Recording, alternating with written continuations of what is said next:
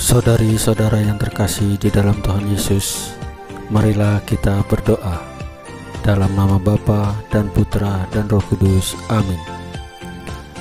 Bapa kami yang ada di surga, dimuliakanlah namamu. Datanglah kerajaanmu dan jadilah kehendak-Mu di atas bumi seperti di dalam surga. Berilah kami rezeki pada hari ini, dan ampunilah kesalahan kami seperti kami pun mengampuni yang bersalah kepada kami. Dan janganlah masukkan kami ke dalam pencobaan, tetapi bebaskanlah kami dari yang jahat. Ya Tuhan Yesus, terima kasih untuk pemeliharaan, penjagaan, dan berkat-berkat-Mu pada hari kemarin untuk keluarga kami. Dan terima kasih untuk nafas kehidupan hari ini dan hari yang indah ini.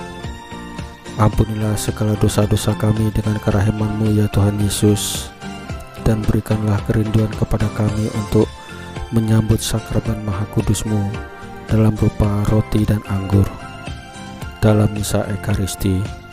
Ya Roh Kudus, hadirlah saat ini untuk membimbing dan memimpin kami di dalam membaca firman Tuhan Yesus dan merenungkannya, sehingga kami dapat mengerti maknanya dan dapat kami laksanakan dalam kehidupan kami sehari-hari. Amin. Dalam nama Bapa dan Putra dan Roh Kudus. Amin.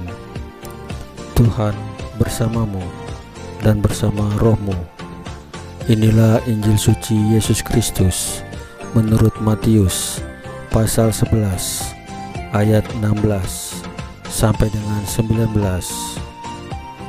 dengan perikop hal kedewasaan.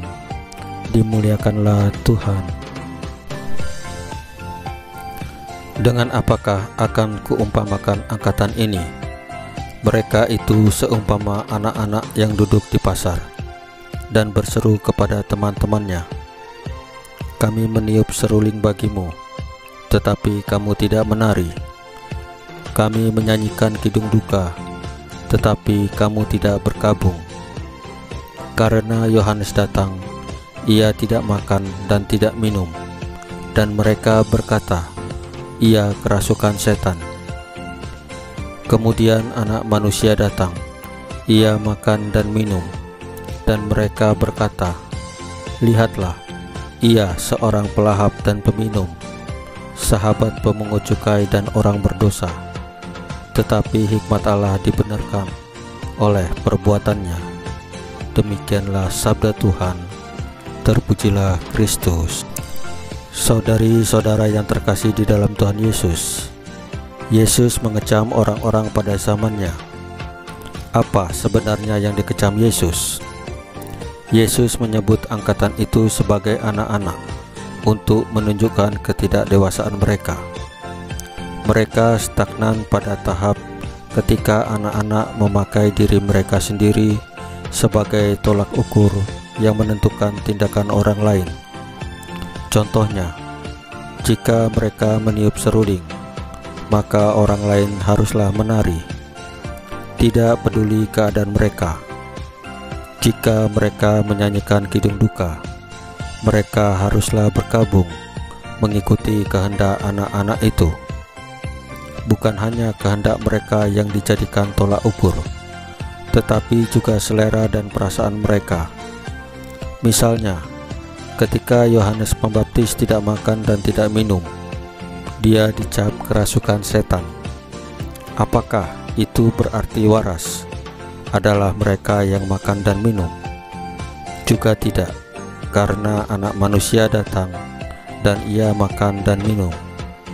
Tetapi dia dicap seorang pelahap dan peminum. Berhadapan dengan orang seperti ini, semuanya serba salah.